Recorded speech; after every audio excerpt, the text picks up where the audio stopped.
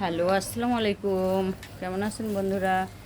এই যে বিটরুটের গুঁড়া দিলাম একটু ওষুধের মতো, তারপরে দিয়ে দিলাম পরিমাণ মতো তেল,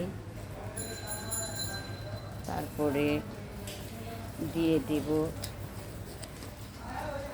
চিনি,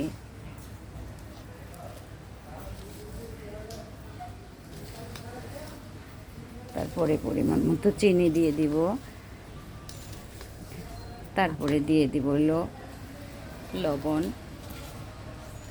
তারপরে পরিমাণ মতো লবণ দিয়ে সুন্দর করে মাখিয়ে জুখিয়ে সুন্দর করে, বাচ্চারা খাবে তো তাই পরোটা বানাবো। এই যে পরিমাণ মতো পানি দিয়ে একটা ডো বানাবো, তারপরে পিস পিস করে পরোটা বানাবো।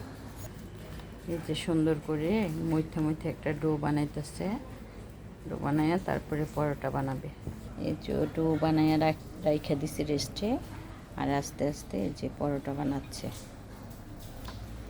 যে পরোটা বানাচ্ছে বাচ্চাদের জন্য। আমরা সবাই বিকেলে নাস্তা খাবো, এটা পরোটা আর চা, তাই ও পরোটা বানাচ্ছে। এই চাটা দেওয়া হচ্ছে, তেল দেওয়া হচ্ছে পরোটার ভিতরে, যে ভাজ করে নিতেছে পরোটা।